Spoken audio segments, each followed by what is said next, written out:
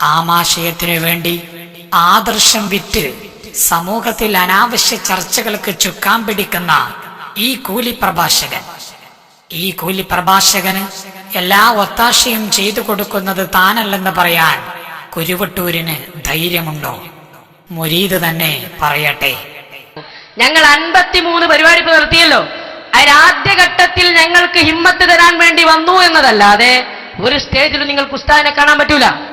അതെ, പലരിൽ നിന്നും പറ്റിച്ച സമ്പത്ത് കൊടുത്ത് മോഹിപ്പിച്ച് ഈ വായാടിയെ കയറൂരി വിടുന്നത് താങ്കളാണെന്ന് ആർക്കാണ് അറിയാത്തത്?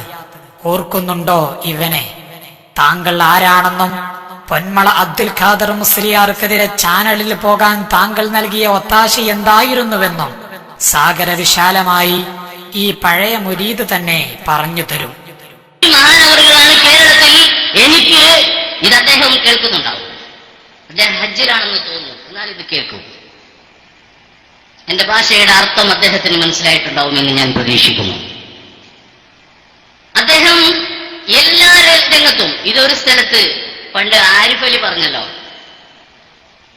മൗദൂദിയെ പറ്റി എവിടെങ്കിലും ഒന്ന് പറയണ്ടേ, അതുകൊണ്ട് ഞാൻ ഇവിടെ പറയുന്നു. അതുപോലെ ഇത് എവിടെയെങ്കിലും ഒരു സ്ഥലത്ത് പറയണമല്ലോ, അത് ഞാൻ ഇവിടെ പറയാം. ഇവിടെ ഞാനത് പറയാം. ഈ മനുഷ്യൻ കാന്തപുരം എ.പി. അബൂബക്കർ മുസ്ലിയാരുടെ പ്രസ്ഥാനത്തിലെ ഈ പ്രവർത്തനങ്ങൾക്കെതിരെ എല്ലാ നിലയിലും ചാനലിൽ പോവാൻ എനിക്ക് പൈസ തന്നത് ബഹുമാനപ്പെട്ട ഹാഫിദ് ഉസ്താദാണ്. 50,000 രൂപ. ജിഷാൻ മാഹിയുടെ CD റെക്കോർഡ് ചെയ്യാനും റെക്കോർഡ് ചെയ്ത CD കൊണ്ടുവന്നിട്ട് ജിഷാനെ കൊണ്ട് ആദ്യം നൗഷാദ് ഹസനെ കൊണ്ട് വിളിപ്പിച്ചു, പിന്നെ ഞാൻ വിളിച്ചു. റെക്കോർഡ് ചെയ്ത ക്യാമറമാൻ ഇവിടെ തന്നെ ക്യാമറയും പിടിച്ചു നിൽക്കുന്നുണ്ട്. ഈ സദസ്സിലൊരു പ്രത്യേകത ഉണ്ട്, നൂഹ് നബിന്റെ കപ്പൽ പോലെയാണ്. എല്ലാവരും ഇവിടെ ഉണ്ട്. ആദ്യം ഇത് പൊളിക്കാൻ ഓൺലൈനിൽ ഇറങ്ങിയ ARCKP ഉണ്ട്. രണ്ടാമത് ഇതിന്റെ അന്വേഷണമായിട്ട് ഇറങ്ങിയ ജിഷാൻ മാഹി ഉണ്ട്. പിന്നെ ഏത് ക്ലിപ്പ് കിട്ടിയാലും സമുദായത്തിന് ഉപയോഗപ്പെടുത്തുന്ന നൂർദീൻ തങ്ങൾ ഇവിടെ ഉണ്ട്. മറ്റൊന്ന് ജിഷാൻ മാഹിയുടെ ഈ ഏറ്റവും പ്രസക്തമായ ഈ സംഭവങ്ങൾക്കൊപ്പം ജിഷാൻ മാഹിയെ നിന്ന് കാര്യങ്ങൾ പഠിച്ചറിഞ്ഞ് സമൂഹത്തോട് സംവദിക്കാൻ മുന്നോട്ട് വന്ന അൻസാർ മാഷ് ഇവിടെ ഉണ്ട്. അതോടൊപ്പം നൗഷാദ് ഹസനി പ്രസംഗിച്ചു എന്ന് പറയുന്ന പരിപാടിയെ പൂർണ്ണമായി ഒപ്പിയെടുത്ത ക്യാമറമാൻ മറ്റൊരാളാണ്. അയാളാണ് ഈ സ്റ്റീൽ ക്യാമറയായിട്ട് ഇവിടെ നിൽക്കുന്നത്. അങ്ങനെ എല്ലാവരും ഇവിടെ ഉണ്ട്. നൂഹ് നബിന്റെ കപ്പൽ തന്നെയാണ്. എല്ലാവരും ഇവിടെ ഉണ്ട്. അതുകൊണ്ട് ഈ സദസ്സാണ് അതിന് ഏറ്റവും പറ്റിയതെന്ന് എനിക്ക് തോന്നുന്നു. അങ്ങനെ എനിക്ക് പണം തന്ന് ചാനലിൽ പറഞ്ഞയച്ചു. ജിഷാൻ മാഹിയുടെ CD പിടിക്കാൻ എന്നെ ഏൽപ്പിച്ചു. ഞാൻ ചോദിക്കുന്നു, ബഹുമാനപ്പെട്ട ഹാഫിദ് ഉസ്താദെ എന്ന് കൂടി കൂട്ടാം, എല്ലാ ബഹുമാനാദരങ്ങളും നിലനിർത്തി തന്ന് ഞാൻ ചോദിക്കുന്നു, നിങ്ങൾക്ക് കാന്തപുരം സൂക്ഷിക്കുന്ന മുടിയെക്കുറിച്ച് മുബാറക്കെന്ന് നിങ്ങൾ പറയുന്നുണ്ടോ? നിങ്ങളങ്ങനല്ലേ ഇപ്പൊ മൂപ്പര് പറയുന്നത്? രാമന്തരി SKSSF-ൽ ചേർന്നത് കൊണ്ട് കാബറായി ചത്തുപോകുന്ന മൂപ്പർക്ക് എന്റെ ആക്കിബത്തിലെ പേടിയുള്ളൂ. മൂപ്പര ആക്കിബത്തിനെ കുറിച്ചൊരു പേടിയില്ല. പുതിയ കാലത്തിന്റെ ട്രെൻഡ് എങ്ങനെയാണ്? മറ്റുള്ളവര് ഇപ്പൊ അങ്ങനെയാണ്. AP-ക്കാരെ കണ്ടാല് അവരും പറയാം, എന്താണ് നിങ്ങള് ആക്കിബത്ത് സൂക്ഷിച്ചോളൂ കേട്ടോ. പറയുന്നവന് ഓന്റെ സ്വന്തം ആക്കിബത്തിനെ കുറിച്ചൊരു ബോധമില്ല. ഞങ്ങൾക്ക് സൂക്ഷിക്കാറുള്ളത്, ഞങ്ങൾക്ക് ആഗ്രഹിക്കുന്നത്, ഞങ്ങൾക്ക് വേദനിക്കുന്നത്, ഞങ്ങൾക്ക് ഭയപ്പെടാറുള്ളത് സ്വന്തം ആക്കിബത്തിനെ കുറിച്ചാണ്. അതിന് മറുപടി പറയാൻ, അതിന് ഉത്തരം പറയാൻ, അതിന് അഹങ്കരിക്കാൻ ആർക്കാ കഴിയാ? ഇപ്പൊ മൂപ്പര് ഇരുന്നിട്ട് പറയാണ് രാമന്തലി കാഫറായിട്ടുണ്ട്. കാരണം എന്താ? SKSSF-ൽ പോയത് കൊണ്ടാണത്രേ. എന്നാൽ ഞാൻ ചോദിക്കട്ടെ, നിങ്ങളുടെ വാദത്തിന് സമ്മതിച്ചു തന്നാൽ എന്നെ കാഫറാക്കിയതാരാ? ആരാ എന്നെ കാഫറാക്കിയത്? ജിഷാൻ മാഹിയുടെ വീട്ടിൽ രാത്രി ഉറക്കൊഴിച്ചിരുന്നിട്ട് ആ ഉറക്കൊഴിച്ചിരുന്ന് പലപ്പോഴും ഞങ്ങളെ പറഞ്ഞയച്ചത്. അവസാനം ഈ വീഡിയോ റെക്കോർഡ് ചെയ്യാനുള്ള ക്യാഷ് ക്യാമറക്കാരനെ ഒക്കെ കൊടുക്കാനുള്ള ക്യാഷ് മുഴുവൻ തന്നിട്ട് അതിനുള്ള യാത്രയും ബത്തയും തന്നിട്ട് എല്ലാം ഞങ്ങളെ ഏൽപ്പിച്ചിട്ട് എന്നെ ഏൽപ്പിച്ച് നിരന്തരം അതിനെ പ്രൊമോട്ട് ചെയ്തിട്ട് പലപ്പോഴും ജാലിയവാലയുടെ അടുത്തേക്ക് പോകാൻ അവസാന നിമിഷങ്ങളിൽ ക്യാഷ് തന്ന് പറഞ്ഞയച്ചത് ബഹുമാനപ്പെട്ട ഹാഫിദ് ഉസ്താദെ നിങ്ങളല്ലേ? നിങ്ങൾ പറയാറില്ലേ എന്നെ നിയന്ത്രിക്കുന്നത് മടവൂരിലെ മഹാനവറുകളാണെന്ന് പറയാറില്ലേ? മടവൂരിൽ വന്ന് സത്യം ചെയ്യാൻ ഞാൻ തയ്യാറാണ്. ഇത് കേൾക്കുന്ന മുസ്ലിം സമൂഹത്തോട് ഞാനിതാ വിളിച്ചു പറയുന്നു, മടവൂരിൽ വന്ന് ആ മക്ബറയ്ക്ക് മുന്നിൽ നിന്ന് ഞാൻ പറയും, ഈ സത്യം വിളിച്ചു പറയും. ബഹുമാനപ്പെട്ട ഉസ്താദെ നിങ്ങൾ, ഹാഫിദ് ഉസ്താദെ നിങ്ങൾ വരുമോ? എന്നിട്ട് തന്നു, ഇതെല്ലാം ചെയ്യിച്ചു. അവസാനം ഇനിയാ കേൾക്കേണ്ടത്, ആ ബഹുമാനപ്പെട്ടവർക്ക് ഒരു ലാപ്ടോപ്പ് ഉണ്ട്. ആ ലാപ്ടോപ്പിലാണ് ജിഷാൻ മാഹിയുടെ CD എഡിറ്റ് ചെയ്യുന്നത്. ജിഷാൻ മാഹിന്റെ CD എഡിറ്റ് ചെയ്യുന്ന ആ ലാപ്ടോപ്പിലാണ്. ആ മഹാനവറുകൾക്ക് ഒരു വിളിച്ചിട്ടുണ്ട്. അയാള് മലയാളിയല്ല, മലയാളം ഉറുദു ഒക്കെ അറിയുന്ന ആളാണ്. മർക്കസിൽ അയാൾ പഠിച്ചിട്ടുണ്ട്. ഇപ്പോഴും അദ്ദേഹത്തിന്റെ കൂടെ തന്നെയാണ്. ആ കുട്ടിയുടെ പേര് ഞാൻ പറയുന്നില്ല. ആ കുട്ടിയെ ഹാഫിന് തന്നെ കോഴിക്കോട് ഞാൻ താമസിക്കുന്ന സ്ഥലത്തേക്ക് പറഞ്ഞയച്ചിട്ട് എഡിറ്റ് ചെയ്തിട്ടാണ് ആ CD പുറത്തിറക്കിയിരിക്കുന്നത്.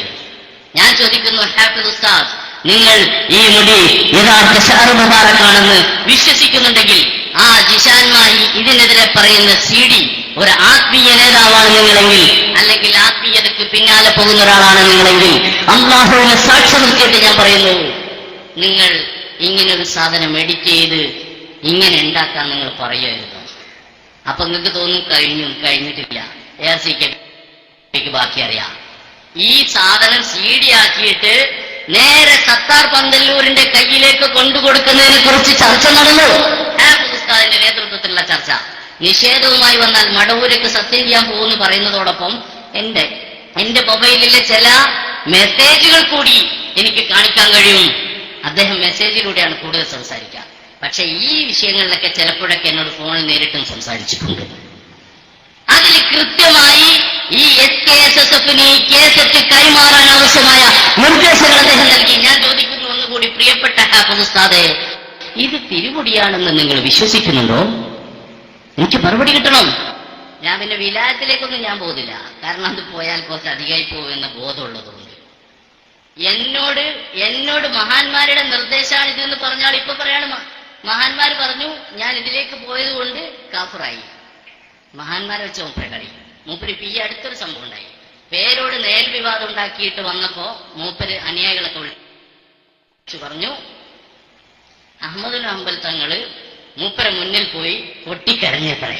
ഹാഫിദിന്റെ മുന്നിൽ വന്നിട്ട് ആ സാക്ഷിയുണ്ട്, എല്ലാം ഉണ്ട്. എന്തിനായിരുന്നു കുരുവട്ടൂർ ഈ നാടകങ്ങൾ? താജുലുലമയുടെ കസേരയ്ക്ക് വേണ്ടിയായിരുന്നു. എന്ത് നേട്ടമാണ് താങ്കൾക്ക് ഇതുകൊണ്ട് ലഭിച്ചത്? ധൈര്യമുണ്ടോ ഇത് നിഷേധിക്കാൻ?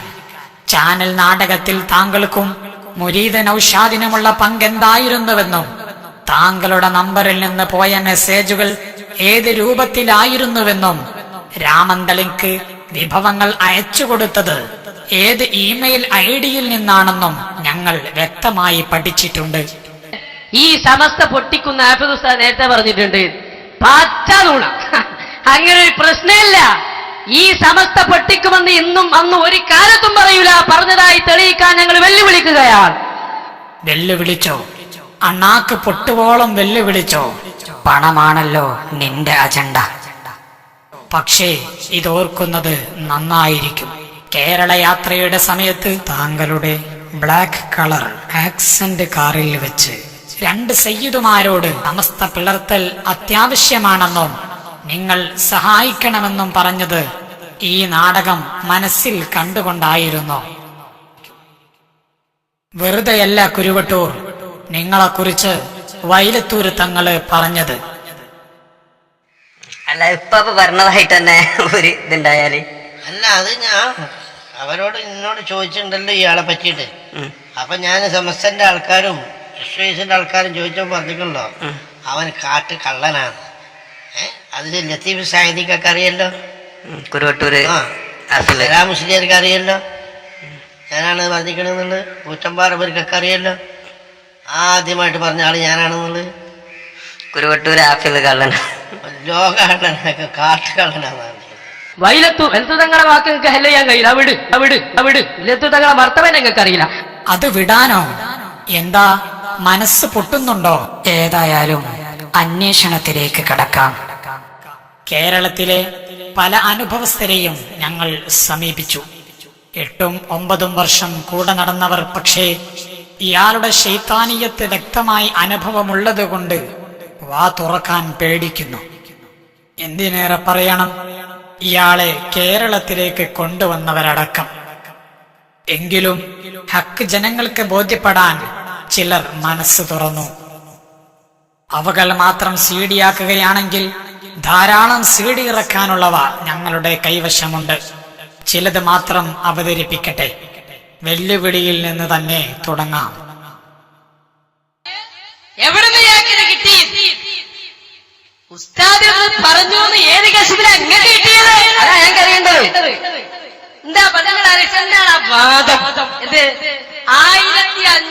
കിലോമീറ്റർ അപ്പുറത്താണ് റൗള എന്ന് ഉസ്താദ് പറഞ്ഞു.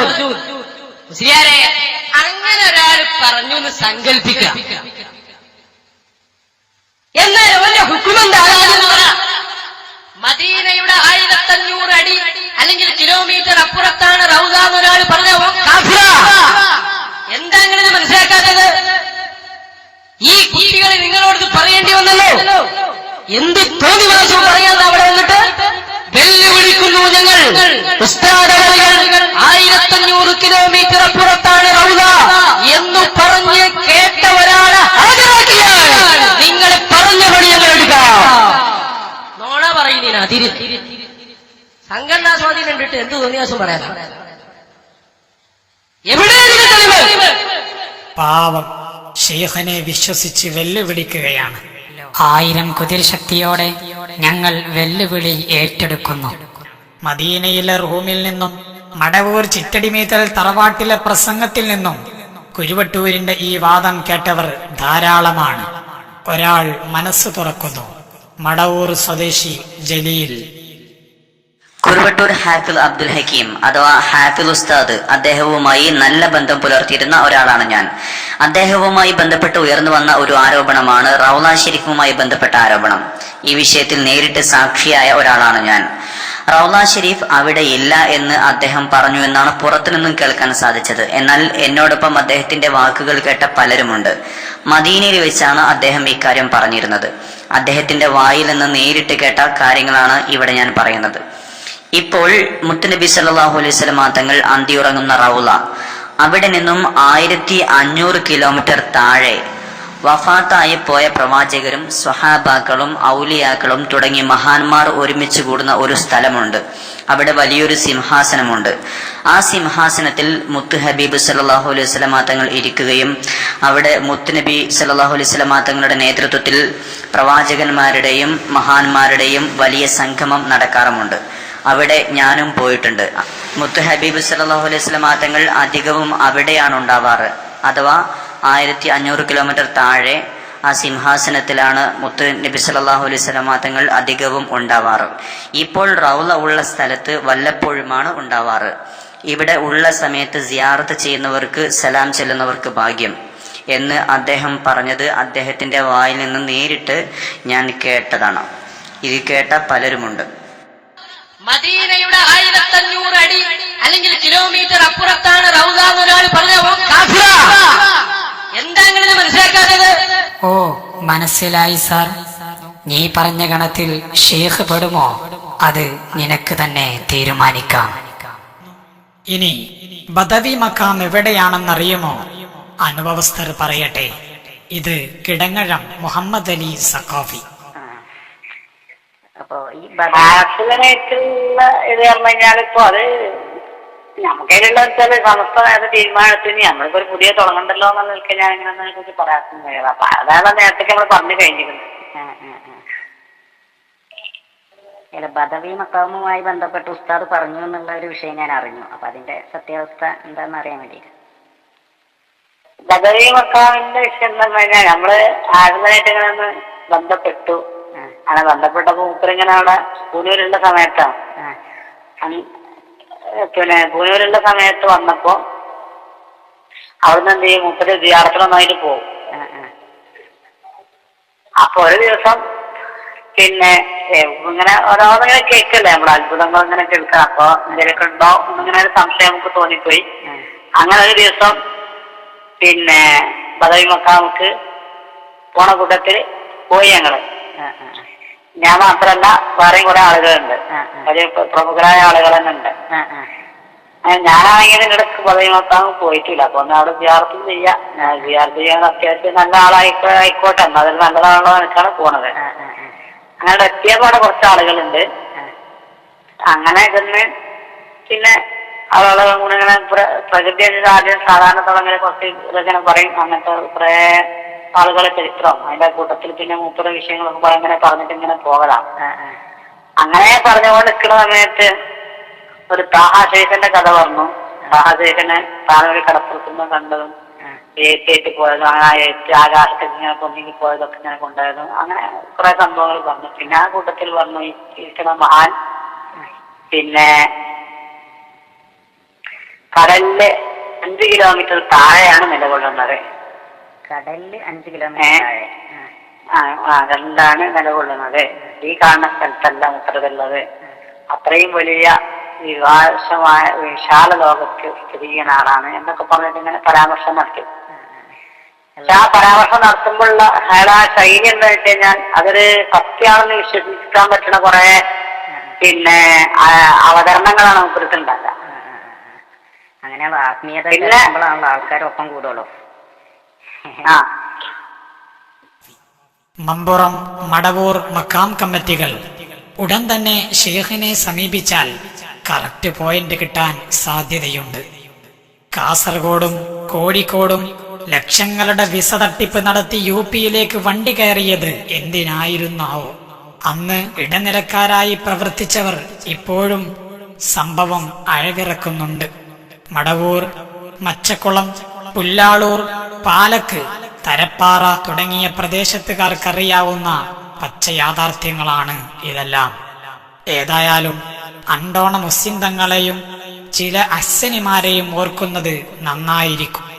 ഇതെല്ലാം പുറത്താകുമെന്ന് ഭയന്ന് താങ്കൾ കുരുവട്ടൂരിലെ പ്രഭാഷണങ്ങളിൽ ഇപ്പോൾ തന്നെ മുൻകൂർ ജാമ്യം എടുത്തു തുടങ്ങിയത് ഞങ്ങൾ അറിഞ്ഞിട്ടില്ലെന്ന് ധരിക്കണ്ട. ബടായി പറയുമ്പോൾ തന്നെ ശ്രദ്ധിച്ചാൽ മതിയായിരുന്നല്ലോ. അടുത്ത വെല്ലുവിളി ഇങ്ങനെ കേൾക്കാം. കുട്ടിയസൻ മുസ്ലിയാരെ അടുത്തേക്ക് അതാ അനുവാ ത്വരീഖത്തിന്റെ ഏജന്റിന്റെ ഖലീഫന്റെ അടുത്തേക്ക് ആളെ പറഞ്ഞേച്ചു. തെളിയിക്കത്. ചൂടാകാതെ സാർ, ഒരു സെക്കൻഡ്.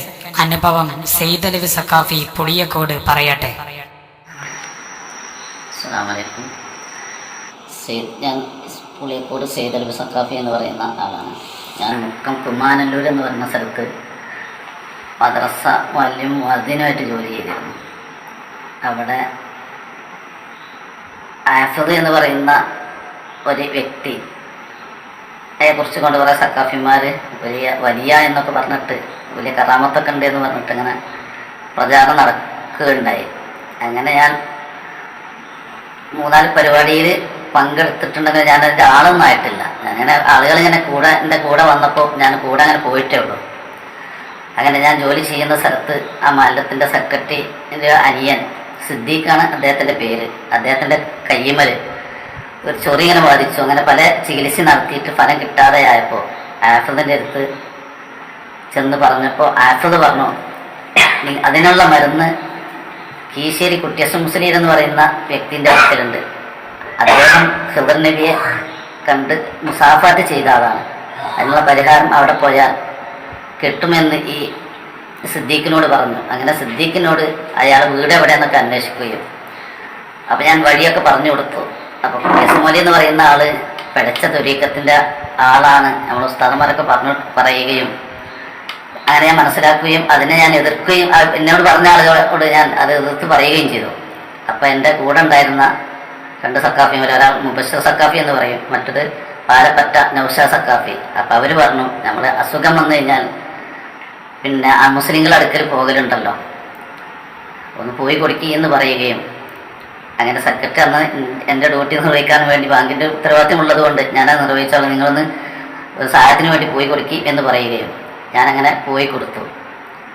അങ്ങനെ കുട്ടിയസൻ മുസ്ലിയുടെ വീട്ടിൽ ചെന്നു.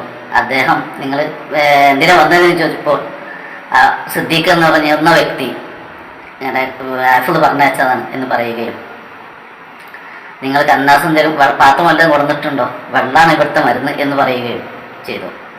അങ്ങനെ പാത്രമൊന്നും എടുക്കാതായപ്പോൾ ഞങ്ങൾ കീശ്ശേരി മുഹമ്മദ് മുസ്ലിയർ എന്ന് പറയുന്ന ആളെ അന്ന് അദ്ദേഹം മരിക്കുന്ന ഒരാഴ്ച മുന്നേ ഞങ്ങളവിടെ ഈ സമയത്ത് അവിടെ പോയി. അപ്പോൾ സിദ്ദീഖ് എന്ന് പറയുന്ന വ്യക്തി പറഞ്ഞാൽ മൂലരെ കണ്ടിട്ട് നമുക്കൊന്ന് കാണും ചെയ്യാം, പാത്രം വാങ്ങുകയും ചെയ്യാമെന്ന് പറഞ്ഞു.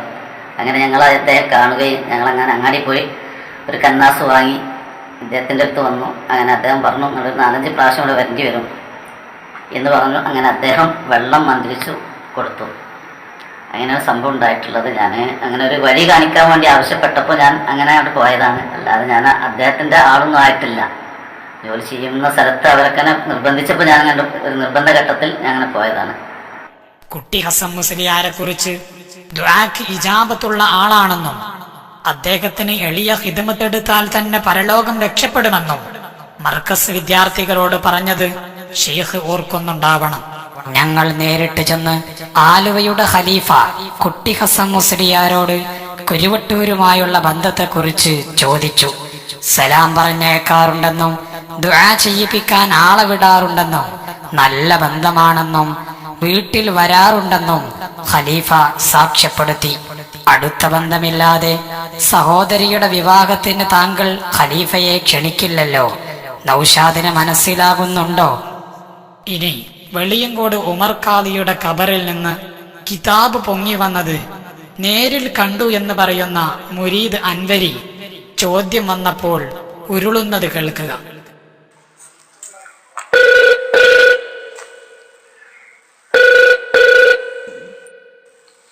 അസ്സലാമലൈക്കും. അൻവരി സാറല്ലേ?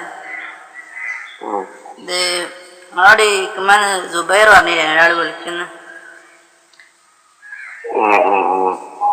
അങ്ങനത്തെ ഒരു കറാമത്തിന്റെ പറഞ്ഞില്ലല്ലോ ഇവിടുന്ന് പുല്ലാളൂരിന്ന്. പിന്നെ അഫ്ദുസ്ഥാനൊപ്പം ഞങ്ങൾ പോയപ്പോ അവിടുന്ന് കിതാബ് കൊടുക്കണുണ്ടെന്ന്. അപ്പൊ പിന്നെ അത് മുസ്തഫക്ക ചോദിച്ചപ്പോ ഞങ്ങൾ എന്ത് പറഞ്ഞ് കൊടുക്കണല്ലാണ്ട് അവിടുന്ന് എടുത്താന്നാ പറഞ്ഞത്. നമുക്ക് പറഞ്ഞന്ന് എടുത്തതാണെന്ന്. അപ്പൊ എങ്ങനെ മഹാന് കവർന്ന് കൊടുത്തതാണ് ഉസ്താന്? നിങ്ങൾ മഹാനെ കണ്ടോ? പിന്നെ അങ്ങനെ മഹാൻ കൊടുത്താന്ന് പറഞ്ഞ മനസ്സിലായി? മഹാനങ്ങൾ കണ്ടോ? ഇല്ല. അപ്പൊ പിന്നെ അങ്ങനെ മഹാനങ്ങനെ പിന്നെ കവർന്ന് കൊടുത്ത്? അതെ, കവർന്നപ്പോ ഇപ്പൊ രണ്ട് വിഷയമാണ് പറയുന്നത്. സാധാരണ നമ്മൾ ഒരു മക്കാമ നിൽക്കാനുള്ള സമയത്ത് അടുത്ത ഭാഗത്തില് അങ്ങനെ തന്നെയല്ലേ നമ്മളത് പറയാം. ആ മക്കാമെന്ന് അവിടെ പെട്ടെന്നൊരു കിതാബ് അവിടുന്ന് ഒരാളോട് ഇങ്ങനെ വാങ്ങണതായിട്ടും അത് തിരിച്ചു കൊടുക്കുന്നതായിട്ടും ഒരാളെ സംസാരിക്കുന്നതായിട്ടും സംസാരിക്കാൻ കേട്ടു. അപ്പൊ മഹാന്റെ സംസാരങ്ങൾ കേട്ടോ? മഹാന്റെ കേട്ടോ? അപ്പൊ കിതാബ് കൊടുക്കുന്ന ഇങ്ങനെ പറയുന്നുണ്ടോ? പിന്നെ ഈ കിതാബ് എങ്ങനെ എന്തൊക്കെയാണ് സംസാരിക്കുന്നത് അന്നത്തെ നമുക്ക് അങ്ങനെ സംസാരിക്കണമെന്നില്ല. അപ്പൊ ആഫിദുസ്ഥാനെ ഇപ്പൊ എങ്ങനെ എന്നിട്ട് കിതാബ് കൊടുത്തത്? എങ്ങനെ ഉസ്താനെ കൈമലേക്ക് എത്തിയ കിതാബ്? അതിപ്പോ എന്താ ഒരാളിന് കൊടുത്താൽ ഓരോ നമ്മളിപ്പോ ഞങ്ങൾ കിതാബിനെ എന്റെ കൈമേലത്തില്ലേ. അപ്പൊ ഞാൻ തന്നാലല്ലേ? അപ്പൊ ഞാൻ തരാൻ ഒരുപാട് മാർഗം ഉണ്ടല്ലോ. അതെ, മാർഗം. പക്ഷെ അതന്നെ അവിടെ ഓര് കൊടുത്താൽ ഞമ്മക്ക് അവരെ കാണാനുള്ള കണ്ടോ അത് ആ സമയത്ത് നമുക്ക് ഹിജാബായില്ലേ ഉള്ളൂ. അപ്പൊ കിതാബ് ഇപ്പൊ നിങ്ങൾ കബറിന്റെ ഉള്ളിൽ നിന്ന് ഇങ്ങോട്ട് വന്നതോ അല്ല കബറിന്റെ മുകളിൽ നിന്ന് കിട്ടിയതോ? അപ്പൊ അങ്ങനെ നിങ്ങളെങ്ങനെ കണ്ടത്? അവിടെ ആ മക്കാവ് നമുക്കറിയാലോ. അവിടുന്ന് ആ കിതാബിനവിടെ ഉണ്ടായിട്ടില്ലാതായിരുന്നു. അപ്പം അവിടെ അങ്ങനെ കിതാബ് വെച്ചമായതല്ലേ അത്. ചെലപ്പോ ആരെ വെച്ച് മറന്നതൊക്കെ ആണെങ്കിലോ ജിയാറത്തിന് വന്നാല് അതിനോട് കാണില്ലേ? അപ്പൊ ഉസ്താദ് എടുത്തില്ലേ? ഉസ്താദൊക്കെ തിരിച്ചു കൊടുത്തിട്ടുണ്ടോ? തിരിച്ചു കൊടുത്തല്ലോ. മഹാൻ തന്നെ അതങ്ങനെ തിരിച്ചെടുത്തു. എങ്ങനെ കൊടുക്കണോ വേണ്ട? അങ്ങോട്ട് കൊടുക്കാൻ അതപ്പോ നിങ്ങളെ ആളുണ്ടല്ലോ നിങ്ങളെ അത് ആ മഹാനെ കൊടുക്കണതും വാങ്ങണതും അവിടുത്തെ രൂപത്തെ കുറിച്ച് അങ്ങനെ ചോദിക്കാം. അത് നിങ്ങൾ ഓരോ ലോകത്തിനെ കുറിച്ചുള്ള ചെറിയ അറിവുകളോടാണ് നിങ്ങൾക്ക് പത്രയെ പഠിക്കാനേ തോന്നുന്നത്. അല്ലെ നമ്മക്ക് വലിയതൊന്നും ഇല്ല. അപ്പൊ അതുകൊണ്ടാണ് അത്ര ഉള്ളൂ. അതൊക്കെ അങ്ങനത്തെ ഉള്ളൂ. ഇപ്പൊ പിന്നെ ഇവിടെ കയ്യെടുത്ത് അല്ലേ?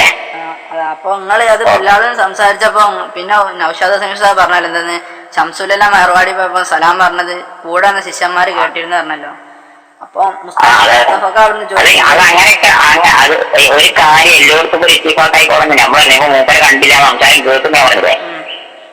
കേൾവി നമുക്ക് അവിടുത്തെ സംസാരത്തിന് കേൾവി നമുക്ക് അവിടുന്ന് അവസരം കാഴ്ച കിട്ടിയില്ല. ഇതൊക്കെ എല്ലാവർക്കും എല്ലാം ഒത്തുന്നതിന് ശേഷം ചിലത് തീരെ ഒത്തിരാന്നും വരും. ഇതൊക്കെ ഈ മേഖലയിൽ അങ്ങനെയൊക്കെ പറഞ്ഞുള്ളല്ലേ. ഇപ്പൊ കിതാബ് ഇപ്പൊ നിങ്ങൾ കിതാബ് പാടുന്ന നിങ്ങളിപ്പം കണ്ടു പാടുന്ന അപ്രത്യക്ഷമാണ് ഉസ്താദ് വെക്കുന്നതോടുകൂടി. അതെ അതെ. അപ്പൊ കിതാബില്ലാതെ പെട്ടെന്ന് കിതാബ് പ്രത്യക്ഷപ്പെടുകയും ചെയ്ത്. അതെ അതെ. അപ്പൊ നിങ്ങളിപ്പോ ഫസ്റ്റ് തുടക്കത്തിൽ സ്വാഗത പ്രസംഗത്തിൽ നിങ്ങൾ അധ്യക്ഷം വഹിച്ചില്ല. നിങ്ങളന്ന് പുല്ലാട് ഉസ്താന്റെ നൗഷാസിന്റെ ഉസ്താന്റെ മുന്നേ നിങ്ങൾ അതിനെ പ്രസംഗിച്ചത്. അപ്പൊ നിങ്ങൾ പറഞ്ഞത് മഹാനവറുകൾ കൊടുക്കുന്ന ഞാന് നിങ്ങളെ മുമ്പിലിരിക്കുന്നവരെ കാണുമ്പോൾ എന്റെ കണ്ണുകൊണ്ട് കണ്ടതെന്നല്ലേ എന്ന് ഉസ്താദ് പറഞ്ഞില്ല. അപ്പൊ കൊടുക്കണപ്പോ നിങ്ങൾ കാണാനുള്ള കഴിവ് നമുക്ക് ഉണ്ടായില്ല എന്നല്ലേ നിങ്ങൾ പറഞ്ഞത്. അതാ പിന്നെ ഞാൻ പറഞ്ഞത് മക്കാമ മുത്താനക്ക് അവിടെ കിതാബ് മുമ്പില്ല, കിതാബിന് അവിടെ ഉണ്ടായിട്ടില്ല. അപ്പൊ അവിടുന്ന് ഒരു കിതാബ് ഒരാളെ ഇങ്ങനെ വാങ്ങുന്നത് പോലെ പിടിക്കുന്നു, അത് തിരിച്ചു കൊടുക്കുന്നത് നമ്മൾ അതിന്റെ അപ്പുറം അങ്ങനത്തെ കാഴ്ച നമുക്ക് ഉണ്ടാവും. അതന്നെ നമ്മൾ മക്കാമന് കൊടുക്കരുത്. ഇനി സുന്നി ഗ്ലോബൽ വോയിസിന്റെ അനുഭവം കോട്ടൂർ ഇബ്രാഹിം സഖാഫി പറയട്ടെ. അന്ന് കൂട്ടത്തിലെടുത്ത തീരുമാനം എന്താ? സമസ്ത കേരള ജംഇയ്യത്തുൽ ഉലമ ഈ വിഷയത്തിൽ നമുക്കൊരു തീരുമാനം പറഞ്ഞു തരാൻ വേണ്ടി മുഷാവറക്ക് നമ്മളൊരു കത്ത് കൊടുക്കാനും അന്ന് തീരുമാനിച്ചു. മുഷാവറക്ക് ഒരു കത്ത് കൊടുക്കാൻ തീരുമാനിച്ചു. അങ്ങനെ മുഷാവറക്ക് കത്ത് കൊടുക്കാൻ തീരുമാനിച്ച് കത്ത് വരുന്നത് വരെ അദ്ദേഹത്തിന്റെ ലൈവ് അവിടെ കൊടുക്കൂല, അദ്ദേഹത്തെ ഇകഴ്ത്താനോ പുകഴ്ത്താനോ ക്ലാസ് റൂം അനുവദിക്കൂല എന്ന സമീപനത്തിൽ നമ്മൾ നിന്നപ്പോ പടച്ചോനെ അങ്ങനെ ഒരു തീരുമാനമെടുത്തതിന്റെ പേരിൽ എന്തൊക്കെ പഴി കേൾക്കേണ്ടി വന്നു എന്ന് ഈ ക്ലാസ് റൂമിന്റെ ഉള്ളിലുള്ള ആളുകൾക്കേ അറിയൂ, അല്ലാത്തവർക്ക് അത് അറിയില്ല. മനസ്സിലായോ? ആരൊക്കെ എന്തൊക്കെ പറഞ്ഞു, എന്തൊക്കെ ടെസ്റ്റ് വന്നു. അതിനൊക്കെ പറഞ്ഞത് ആബദ് ഉസ്താദ് എന്നുള്ള പേരിൽ അറിയപ്പെടുന്ന ഉസ്താദിനെ കുറിച്ചാണ് പറയുന്നത്. അങ്ങനെ വന്നപ്പോ നമ്മൾ അൽഹംദുലില്ലാ അവിടെ പിടിച്ചു നിന്നു. ആരെയും അനുവദിച്ചില്ല. അതിന്റെ ഇടയ്ക്ക് റമദാൻ മാസം വന്നു. റമദാന് കഴിഞ്ഞ് അപ്പുണ്ടായിരുന്ന ഒരു സംഭവം കൂടി ഞാൻ തുറന്നു പറയട്ടെ. റമദാൻ മാസത്തില് ഇത് ആളുകൾ മനസ്സിലാക്കാനാണ് ഞാൻ ഈ പറയുന്നത് കേട്ടോ. ചില കാര്യങ്ങൾ എന്റെ നേരിട്ടുള്ള അറിവേ ഞാൻ പറയുള്ളൂ, ഞാൻ കേട്ടതൊന്നും ഞാൻ പറയില്ല. അത് കഴി അങ്ങനത്തെ ശീലല്ലായിരുന്നു. അപ്പോ എന്താ ഇത് പറയണ എന്താന്ന് വെച്ചാല്, അന്ന് നമ്മള് മുഷാവറക്ക് കത്ത് കൊടുക്കാൻ തീരുമാനിച്ചിട്ട് ദിവസങ്ങൾ കഴിഞ്ഞു. റമദാന്റെ മുമ്പ് ഒരു മുഷാവറ നടന്നു. പക്ഷെ ആ മുഷാവറക്ക് നമുക്ക് കത്ത് കൊടുക്കാൻ സാധിച്ചില്ല. അങ്ങനെ റമദാൻ മാസത്തിന്റെ മുമ്പ്, റമദാൻ തുടങ്ങിയത് 10-ാം തീയതി ബുധനാഴ്ചയാണല്ലോ, അതിന്റെ മുമ്പത്തെ ഞായറാഴ്ച ഞാനൊരു വാർത്ത കേട്ടു. എന്ത്? SGV കൊടുത്ത കത്ത് ഇപ്പറഞ്ഞ ആൾക്ക് AP ഉസ്താദ് വായിച്ചു കൊടുത്തു എന്നൊരു വർത്താനം കേട്ടു. മനസ്സിലാക്കണങ്ങള്, SGV കൊടുത്ത കത്ത് ഈ ആൾക്ക് AP ഉസ്താദ് വായിച്ചു കൊടുത്തു എന്നൊരു വാർത്ത കേട്ടു. ആ വാർത്ത കേട്ടിട്ട് നമ്മുടെ കൂട്ടത്തിൽ പല ആളുകളും പലയിടത്തേക്കും ബേജാറായിട്ട് വിളിച്ചു, പടച്ചോനെ ഇങ്ങനത്തെ ആൾക്ക് എതിരാണോ നമ്മൾ തീരുമാനം എടുത്തതെന്ന് ചോദിച്ച്. അന്ന് ഞങ്ങൾ പറഞ്ഞൊരു വാചകണ്ട്, ആരും മറക്കണ്ട, ഞങ്ങൾ ആർക്കെതിരും തീരുമാനം എടുത്തിട്ടില്ല. പിന്നെ എന്തേ തീരുമാനം എടുത്തിട്ടുള്ളൂ? വളർത്താനും പോണ്ട തളർത്താനും പോണ്ട, നമ്മൾ നിഷ്പക്ഷത പാലിക്കുക എന്ന തീരുമാനമാണ് അന്ന് എടുത്തത്, എതിരെ തീരുമാനമല്ല. പക്ഷേ അദ്ദേഹത്തെ കൊണ്ട് നടക്കുന്ന അല്ലെങ്കിൽ അദ്ദേഹത്തിന്റെ മുഹിബ്ബീങ്ങളായ ചില ആളുകൾക്ക് അന്നൊരു എതിരെ തീരുമാനമാണെന്ന് തോന്നി. ചിലർക്കത് പറഞ്ഞു കൊടുത്തപ്പോൾ ബോധ്യപ്പെട്ടു, വേറെ ചില ആളുകൾക്ക് ബോധ്യപ്പെട്ടില്ല. അവരുടെ മഹബത്ത് ആ ബോധ്യപ്പെടുന്നതിന് തടസ്സമായി കാണുമെന്നാണ് ഞാൻ വിചാരിക്കുന്നത്. ഏതായാലും തീരുമാനം നിഷ്പക്ഷമായിരുന്നു എന്ന് നിഷ്പക്ഷവാദികൾക്കറിയാം. അങ്ങനെയൊക്കെ തീരുമാനമെടുത്തിട്ട് പിന്നെ കേട്ടത് നമ്മൾ കൊടുത്ത കത്ത് AP ഉസ്താദ് വായിച്ചു കൊടുത്തു എന്ന് മുപ്പർ ആരോടോ പറഞ്ഞു എന്നാണ്. അങ്ങനെ അത് കേട്ടപ്പോ ഇതാരോടോ പറഞ്ഞത് ഞാൻ അവർക്ക് നേരിട്ട് വിളിച്ചപ്പോ എന്നോട് പറഞ്ഞു, അങ്ങനെയൊക്കെ പറഞ്ഞിട്ടുണ്ട്. പക്ഷെ അന്ന് പറഞ്ഞപ്പോ ആ സുഹൃത്തുക്കളും വിശ്വസിച്ച് വെച്ചത് കത്ത് വായിച്ചു കൊടുത്തു എന്നുള്ളത് ശരിയാണെന്നാ. മുഴുവൻ പറഞ്ഞതിന് ശേഷം ഞാൻ പറഞ്ഞു, ഞങ്ങൾക്ക് കേൾക്കണോ, കത്ത് ഇതുവരെ നമ്മൾ കൊടുത്തിട്ടില്ല എന്ന് പറഞ്ഞു. കത്ത് കൊടുത്തിട്ടില്ല, അന്ന് നമ്മൾ കത്ത് കൊടുക്കാൻ പറ്റിയിട്ടില്ല. ആ കത്താണ് AP ഉസ്താദ് വായിച്ചു കൊടുത്തു എന്നും അക്കത്തിലുള്ള ചില പരാമർശങ്ങൾ വരെ എന്ന് പറയുകയുണ്ടായി. കേട്ടപ്പോ ഞങ്ങളൊക്കെ അത്ഭുതപ്പെട്ടു പോയി. അന്ന് ഞാനിത് കേട്ടപ്പോ പറഞ്ഞു, ഈ മുഷാവറന്റെ തീരുമാനത്തിന് നമ്മളെ സംബന്ധിച്ചിടത്തോളം കാത്തിക്കേണ്ട ആവശ്യമില്ല. അതേ സ്ഥാനത്ത് മുഷാവറയുടെ തീരുമാനം പൊതുജനത്തിന് അറിയണമല്ലോ, അതുകൊണ്ട് നമ്മളെ തീരുമാനം നടപ്പിലാക്കണം, കത്തി നമ്മൾ കൊടുക്കണം. അങ്ങനെ അത് കഴിഞ്ഞു. അവരുമായി ബന്ധപ്പെട്ടു. റമദാൻ മാസത്തില് പല ആളുകളും വിദേശ രാജ്യങ്ങളിൽ നിന്ന് വിളിച്ചിട്ട് പറഞ്ഞു, SGVക്ക് കത്ത് കൊടുത്തിക്കണില്ലേ, ആ കത്ത് ഞാൻ AP ഉസ്താദ് വായിച്ചു കൊടുത്തിക്കണില്ലേ എന്നൊക്കെ പറഞ്ഞിട്ടാണ് ഒരുപാട് വർത്താനങ്ങൾ കേട്ടു. ആ വർത്താനൊക്കെ കേട്ടപ്പോ നമ്മൾ പിന്നെ അതിന്റെ പിന്നാലെ കൂടാനൊന്നും പോയില്ല. എന്തിനാ നമ്മൾ അതിന്റെ പിന്നാലെ കൂടുന്നത്? നമ്മൾ മുഷാവറയോട് ചോദിക്കാം, മുഷാവറ പറയട്ടെ എന്ന് തീരുമാനിച്ചു. പക്ഷേ കൂടുതൽ കൂടുതൽ സുഹൃത്തുക്കൾ അവിടുന്ന് വിളിക്കുകയും നമ്മുടെ അഡ്മിന്മാർക്കിടയിൽ പോലും ഈ വിഷയത്തിൽ ആശയക്കുഴപ്പമുണ്ട് എന്ന് അറിയിക്കുകയും ചെയ്തപ്പോൾ 25/8/2013 ഞായറാഴ്ച അന്ന് നമ്മളൊരു അഡ്മിൻ മീറ്റിംഗ് വിളിച്ചു. ആ അഡ്മിൻ മീറ്റിംഗിൽ കാര്യങ്ങൾ ശരിക്കും വിശദീകരിച്ചു കൊടുത്തതിന്റെ പുറമെ ഇയാൾ ഈ വിഷയം പറയുന്നത് നമ്മൾ കൊടുത്ത കത്തിനെ പറ്റി അത് കത്ത് വായിച്ചു എന്നൊക്കെ പറയുന്ന ആ വിഷയം കേട്ട ആളുകളെ കൊണ്ട് ഞാൻ ആ മീറ്റിംഗിൽ സംസാരിപ്പിച്ചു. അങ്ങനെ അവര് നേരിട്ട് സംസാരിച്ചു. അവര് മീറ്റിംഗിൽ സംസാരിച്ചപ്പോ അതിൽ പങ്കെടുത്ത എല്ലാ അഡ്മിന്മാർക്കും അത് കേൾക്കാനായി. അങ്ങനെ കേൾക്കാനായപ്പോ അത് വേറെ കത്താണെന്ന് ചിലരൊക്കെ പറയാൻ തുടങ്ങി. പക്ഷെ അങ്ങനെ ഒരു കത്തും വായിച്ചു കൊടുത്തിട്ടില്ല എന്ന് AP ഉസ്താദും പറഞ്ഞു. കേട്ടോ, അങ്ങനെ ഒരു കത്ത് വായിച്ചു കൊടുത്തിട്ടില്ല എന്ന് AP ഉസ്താദും പറഞ്ഞു. അങ്ങനെ അതൊക്കെ കഴിഞ്ഞ് അവസാനം ഇങ്ങനെ പച്ച നോണ പറഞ്ഞ് ദീനിന്റെ പേരിൽ വിലായത്ത് ചമഞ്ഞ് നടക്കുന്ന ഒരു രീതിയാണിത് എന്ന് നേരിട്ട് ഞങ്ങൾക്ക് ബോധ്യപ്പെട്ടു. ബോധ്യപ്പെട്ടവർക്ക് നേരിട്ട് ബോധ്യപ്പെട്ടു. പിന്നെ എന്തായി? പക്ഷേ മുഷാവറത്തിന് തീരുമാനം പറയണല്ലോ. എനിക്കുണ്ടായ നേരിട്ടുള്ള അനുഭവമാണ് ഞാൻ പറഞ്ഞത്. പെട്ട ആൾക്കാർ ആരെങ്കിലും ഉണ്ടെങ്കിൽ തിരിച്ചു പോന്നോട്ടെ, മുഷാവറ വെറുതെ പറഞ്ഞല്ല എന്നുള്ള എനിക്ക് ഇന്റെ അടുത്തുള്ളൊരു തെളിവാണ്ട് വെച്ചെന്നതാ. മനസ്സിലായോ?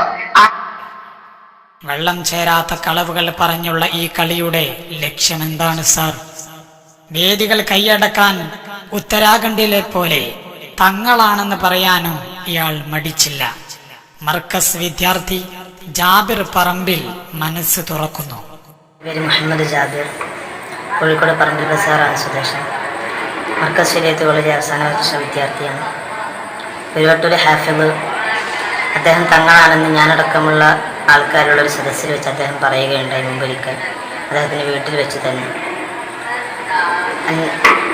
അതുകൊണ്ട് തന്നെ അദ്ദേഹം തങ്ങളാണെന്ന് പറഞ്ഞ വാദം അദ്ദേഹത്തിന് ഇല്ല എന്ന് ഒരാൾക്കും പറയാൻ സാധിക്കുകയില്ല. ഞാൻ അദ്ദേഹത്തിൻ്റെ നാവിൽ നിന്ന് ശരിക്ക് എൻ്റെ 2 ചെവികളെ കൊണ്ട് കേട്ടതാണ്.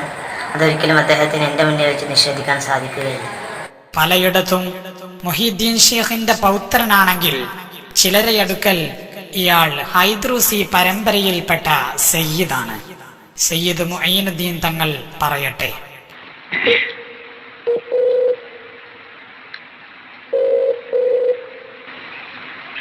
ഹലോ, അസ്സലാമു അലൈക്കും. മൊയ്നുദ്ദീൻ തങ്ങളല്ലേ? അതെ, ഞാൻ ഇതിനു മൊയ്ൻ എന്നാണ് വിളിക്കണത്. ചെറിയൊരു വിഷയത്തിന്റെ ഒരു സത്യാവസ്ഥ അറിയാൻ വേണ്ടി വിളിക്കണം. ഞാനൊന്ന് റെക്കോർഡ് ചെയ്യുന്നുണ്ട് കേട്ടോ. പിന്നെ ഈ കുരുവട്ടൂർ ഹാഫിലുണ്ടല്ലോ, ഹാഫിൽ ഉസ്താദ് എന്ന് പറയണേ, മൂപ്പരിങ്ങനെ സയ്യിദാണെന്നുള്ള വാദം പലരോടും പറഞ്ഞതായിട്ട് കേൾക്കാൻ കഴിഞ്ഞിട്ടുണ്ട്. അപ്പൊ നിങ്ങളോടും ഇത് പറഞ്ഞിട്ടുണ്ട് എന്നാണ് അറിയാൻ കഴിഞ്ഞത്. എന്റെ യാഥാർത്ഥ്യം എന്താണെന്ന് അറിയാൻ വേണ്ടി വിളിച്ചതായിരുന്നു. എന്നോട് പറഞ്ഞിട്ടുണ്ട്. ശരി, നിങ്ങൾ നേരിട്ട് കേട്ടിട്ടുണ്ട് മൂപ്പർ പറഞ്ഞത്? പ്രത്യേകിച്ച് കബീര എന്തെങ്കിലും പറഞ്ഞിരുന്നോ?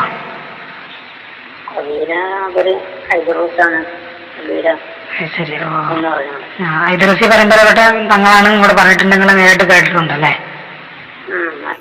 എന്നാൽ മറ്റൊരു കളവ് പൊളിഞ്ഞ കഥ ഇങ്ങനെ കേൾക്കാം. ജാബിർ മുസ്ലിയാർ തന്നെ പറയട്ടെ.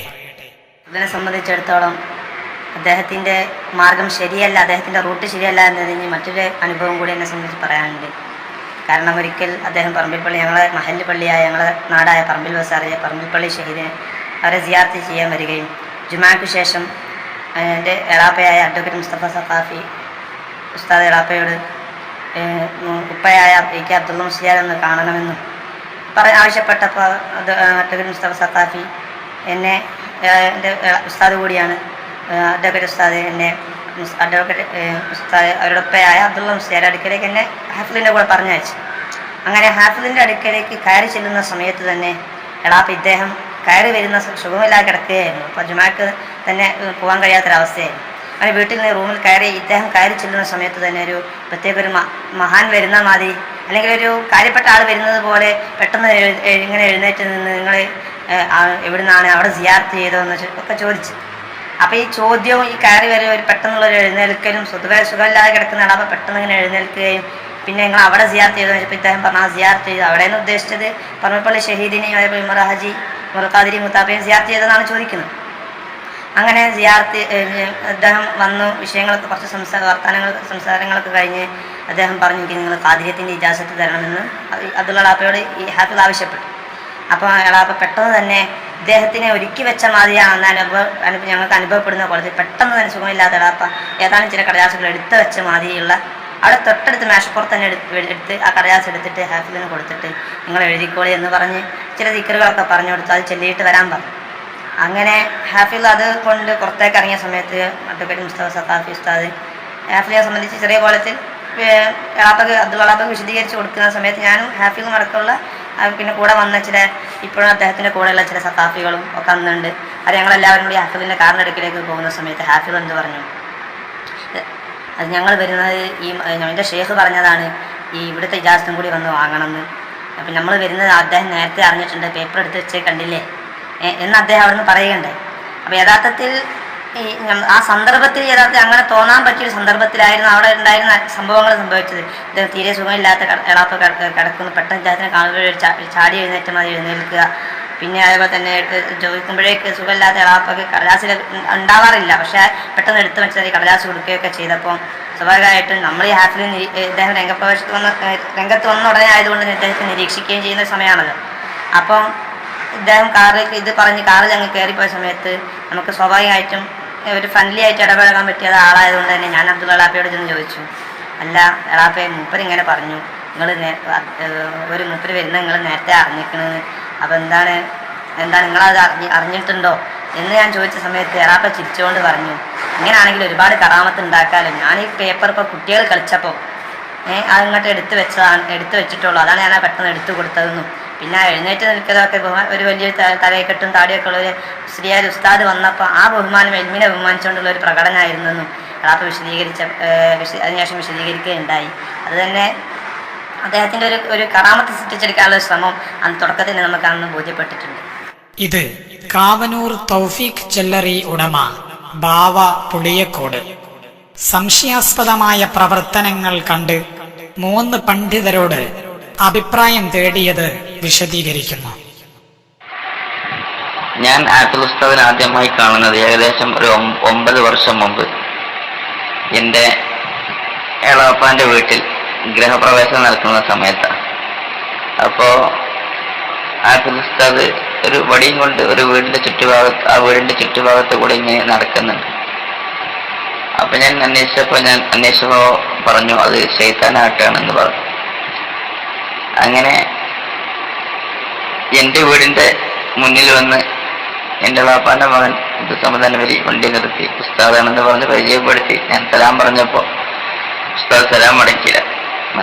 അപ്പം ഞാൻ അന്വേഷിച്ച് പറഞ്ഞു ഉസ്താദിന് സംസാരിക്കണമെങ്കിൽ ഓർഡർ കിട്ടണമെന്ന് പറഞ്ഞു. അങ്ങനെ എനിക്കൊരു അത്ഭുതമായി തോന്നി. ഞാനതെന്ത് ചെയ്തു, അവരുടെ കൂടെ ഇവിടെ പഠിച്ചിരുന്ന തിരൂര് പൊന്മുണ്ട് ദർസിൽ പഠിച്ച പൂക്കോട്ടൂർ മുഹമ്മദ് ബക്കവി എന്ന ഉസ്താദിന്റെ അടുക്കൽ അവരോട് കൂടെ ഓതി പഠിച്ച ഞങ്ങളെ നാട്ടുകാരനായ ആലുവ ഷേഖിന്റെ ഖലീഫ കുട്ടിയസൻ മുസ്ലിയുടെ മകൻ അമീൻ എന്ന് പറയുന്ന ഒരു വിദ്യാർത്ഥി, അദ്ദേഹത്തോട് ഞാൻ ചോദിച്ചു എന്താണ് ഇതിന്റെ അവസ്ഥ. അപ്പൊ അദ്ദേഹം പറഞ്ഞു ഈ ഉസ്താദ് അവർക്കെതിരാണ്, എന്തൊക്കെ ചെറിയ പ്രശ്നങ്ങളൊക്കെ ഉണ്ട്, ഉസ്താദിനെ മെയിൻ്റെ ചെയ്യില്ല എന്നൊക്കെ പറഞ്ഞു. അപ്പൊ എനിക്കൊന്നും കൂടി സംശയം വർദ്ധിച്ചു. അങ്ങനെ ഞങ്ങളുടെ നാട്ടിലെ മഹല്ല് പ്രസിഡന്റ് അബ്ദുൽ കരീം ഇസ്ബാഹി, അതുപോലെ അദ്ദേഹത്തിന്റെ ജ്യേഷ്ഠൻ മീരി മുസ്ലിയാർ, ഇങ്ങനെ കുറെ ആളുകളൊക്കെ ഈ പൂക്കോട്ടൂർ ബാക്കവിന്റെ വീട്ടിൽ ചെന്നു. പൂക്കോട്ടൂർ ബാക്കവി ഞങ്ങളോട് പറഞ്ഞു, ഒരുപാട് പറഞ്ഞതിന് ശേഷം അദ്ദേഹം പറഞ്ഞു ഞാൻ അവരോട് ലാനത്തുല്ലാഹി അലൽ കാദിബീൻ എന്ന് പറഞ്ഞ് മണിക്കൂർ കണക്കിന് വാള് പറഞ്ഞു കൊടുത്തിട്ടുണ്ട്. കാരണം അവർ കളവ് നല്ലോണം പറയുന്നുണ്ട്. എന്താണ് അവരുടെ ഉദ്ദേശമെന്ന് എനിക്കറിയുന്നില്ല. നിങ്ങളവരുടെ അനുയായികളാണെങ്കിലും പിന്നെ എതിർക്കുന്ന ആളുകളാണെങ്കിലും എനിക്കൊന്നേ പറയാനുള്ളൂ, അവരുടെ പ്രവർത്തനമൊക്കെ ശരീഅത്തിന് വിരുദ്ധമാണ് എന്നാണ് എനിക്ക് പറയാനുള്ളത്. അവരിപ്പോൾ ഞാനുമായി ഒരു ബന്ധവുമില്ല എന്ന് പറഞ്ഞ അതിൻ്റെ അടിസ്ഥാനത്തിൽ ആണ് ഞങ്ങൾ പിന്നെ അവരുടെ രണ്ടാമത്തെ ആപ്പിൾ ഉസ്താദിന്റെ അതിനുശേഷം ഓതി പഠിക്കാൻ പോയ കാന്തപുരം അസീസിയ കോളേജിൽ ചെറിയ പിസാനെ കാണാൻ വേണ്ടി പോവുകയും ഞാനും ഞങ്ങളുടെ മദ്രസയിലെ സദർ ഉസ്താദായിരുന്ന സുബൈർ ആസ്റ്റനി കടുങ്ങല്ലൂരും ഞങ്ങളുടെ മദ്രസയിലെ സെക്രട്ടറി അതുപോലെ വേറെ 1-2 ആളുകളും കൂടെ പോവുകയും അപ്പോൾ പൂനൂര് പള്ളിയിൽ വെച്ചിട്ട് ചെറിയ പിസ്താനെ കണ്ടു. ചെറിയ പിസ്താദ് അപ്പോൾ ഓട്ടോറിക്ഷ വിളിച്ച് വരാൻ പറഞ്ഞിട്ട് അവിടുന്ന് അങ്ങോട്ട് പിന്നെ അസീസിയക്ക് പോലുവർക്കെതിരെ. അപ്പൊ ഞങ്ങളോട് കുറച്ച് വിഷയം സംസാരിച്ചപ്പോൾ ചെറിയ പിസ്താനോട് മറ്റുള്ള ഉസ്താദ് എന്താണ് വിഷയം എന്ന് ചോദിച്ചപ്പോൾ ചെറിയ ഉസ്താദ് പറഞ്ഞു നമ്മളെ അബ്ദുല്ലാഹിൽ നക്കീം ഇപ്പം വലിയൊരു ഔലി ആയിട്ടുണ്ട് പോലും, അതിനെപ്പറ്റി സംസാരിക്കാൻ ഇങ്ങനെ വന്നതാണ് എന്ന് പറഞ്ഞു. അങ്ങനെ ഞാൻ പിന്നെ കാറിൽ കയറ്റി ചെറിയ ഉസ്താദിനെ കൊണ്ട് അസീസിയിൽ കൊണ്ടുപോയ ടൈമിൽ വിഷയങ്ങളൊക്കെ സംസാരിച്ചു. ഞങ്ങൾ പറഞ്ഞു ഞങ്ങൾക്ക് ഒരാളെ ഇകഴ്ത്താനോ ഉയർത്താനോ അല്ല, നമ്മളാളുകളെ പെട്ടുപോകരുതല്ലോ. അതുകൊണ്ട് ബഹുമാനപ്പെട്ട ഉസ്താദുമാർ അത് തീരുമാനം പറഞ്ഞു തന്നാൽ നല്ലതാണെങ്കിൽ ഞങ്ങൾക്കും കൂടെ, ചീത്തയാണെങ്കിൽ ഞങ്ങൾക്ക് വിട്ടു നിൽക്കാം. അത് ആ ഒരൊറ്റ ഉദ്ദേശത്തോട് കൂടിയാണ് ഞങ്ങൾ വന്നെന്ന് പറഞ്ഞപ്പോൾ ചെറിയ പിസ്ത പറഞ്ഞു നിങ്ങളിൽ നിന്ന് സാമ്പത്തികമായി വല്ല ഇടപാടുകളും അവൻ നടത്തിയിട്ടുണ്ടോന്ന് വെച്ചു. അപ്പൊ ഞങ്ങൾ പറഞ്ഞു ഇല്ല. അപ്പൊ ചെറിയ പിസ്ത പറഞ്ഞു കാസർഗോഡ് നിന്നൊക്കെ അവന് പിന്നെ ചില ആളുകൾ വിസക്ക് പൈസ വാങ്ങി ഇവിടെ തെരഞ്ഞു വരലും മറ്റു മറിച്ചൊക്കെ ഉണ്ടായിരുന്നു. അതുപോലെ ഏതൊരു ഹാസ്യണ്ടങ്ങൾക്ക് ഒന്ന് സമാജത്തിന്റെ ബാക്കി കുറച്ച് പൈസ കൊടുക്കാനുണ്ട്. ഇങ്ങനെയൊക്കെ പരിപാടികളൊക്കെ കുറെ തട്ടിപ്പുകളൊക്കെ നടത്തിയിട്ടുണ്ട്.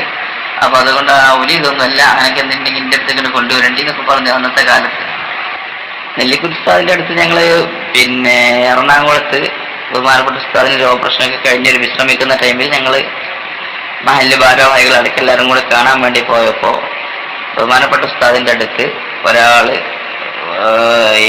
ഞങ്ങൾ ഈ വിഷയങ്ങൾ ഇങ്ങനെ സംസാരിക്കുമ്പോൾ ഒരാൾ പറഞ്ഞു ഇതുപോലെ കാസർഗോഡ് ബഹുമാനപ്പെട്ട ഹാഫിദ് ഉസ്താദ് ഒരു വീട്ടിൽ പോയി നിസ്കരിക്കുകയും ആ വീട്ടുകാർ ആ മുസല്ല ഒരു നിധി പോലെ ഒരു പുണ്യമായി സൂക്ഷിക്കുകയും ചെയ്യുന്നുണ്ടെന്ന് പറയുകയും, ഇപ്പൊ നമ്മുടെ നാട്ടിൽ കണ്ട ഈ വിഷയങ്ങളും മറ്റും പൂക്കോട്ടൊരു പറഞ്ഞതും അതുപോലെ ചെറിയ പിസ്ത പറഞ്ഞതും ഒക്കെ ഞങ്ങൾ ബഹുമാനപ്പെട്ട നെല്ലിക്കുസ്താന്റെ പറഞ്ഞപ്പോ നെല്ലിക്കുസ്ത പറഞ്ഞു അതൊക്കെ ശൈത്താനീയത്താണ്, അതൊക്കെ നിങ്ങൾക്ക് വൈകാതെ ബോധ്യപ്പെടും, അതിന്റെ വേക്കൊന്നും വെറുതെ പോയി ഇങ്ങോട്ട് വെറുതെ ആളുകൾ പെടാൻ നിൽക്കണ്ട, ഇങ്ങനെ കുറെ പല തട്ടിപ്പേറും തരീക്കത്തരൊക്കെ ഇറങ്ങാറുണ്ട്, അതൊന്നും സാധാരണക്കാർക്ക് മനസ്സിലാകൂല, നിങ്ങൾ ഈ പോകുന്ന പോക്ക് പോയാൽ മതി എന്ന് ബഹുമാനപ്പെട്ട നെല്ലിക്കുസ്താദ് ഞങ്ങളോട് പറയുകയുണ്ടായി. സ്വന്തം ഉസ്താദുമാരിൽ ഒരാൾ പോലും ഇയാളെ സപ്പോർട്ട് ചെയ്യുന്നില്ല എന്നതിന്റെ തെളിവ് കൂടിയാണിത്. ഇത് ഇയാളുടെ സഹപാഠി ഹബീബ് മുസ്ലിയാർ അരീക്കോട്, ഇയാൾക്കും ചിലത് പറയാനുണ്ട്. അബ്ദുൽ ഹക്കീം ഹാഫിദ് എന്ന വ്യക്തിയുമായി ബന്ധപ്പെട്ട ചർച്ചയിൽ എനിക്കുണ്ടായ ചില അനുഭവം സമൂഹത്തിൻ്റെ മുമ്പിൽ പങ്കുവെക്കാനാണ് ഞാൻ ആഗ്രഹിക്കുന്നത്. ഏകദേശം 12 വർഷങ്ങൾക്ക് മുമ്പാണ് ഞാൻ പഠിക്കുന്ന ദർസിൽ ഇദ്ദേഹവുമായി ഞാൻ പരിചയപ്പെടുന്നത്. ഒരു ഏലസിന്റെ കഥ ഇങ്ങനെ കേൾക്കാം. കുറഞ്ഞ മാസങ്ങൾ മാത്രമാണ് അദ്ദേഹം ദർസിൽ ജീവിച്ചിട്ടുള്ളത്. അതിനിടയിൽ അദ്ദേഹത്തിൽ നിന്ന് നേരിട്ട് ഞാൻ കേൾക്കുകയും അതേപ്രകാരം ഞാൻ ചോദിക്കുകയും ചെയ്ത ചില വിഷയങ്ങൾ അത് വാസ്തവ വിരുദ്ധമാണെന്ന് എനിക്ക് ബോധ്യപ്പെടുകയുണ്ടായി. അത്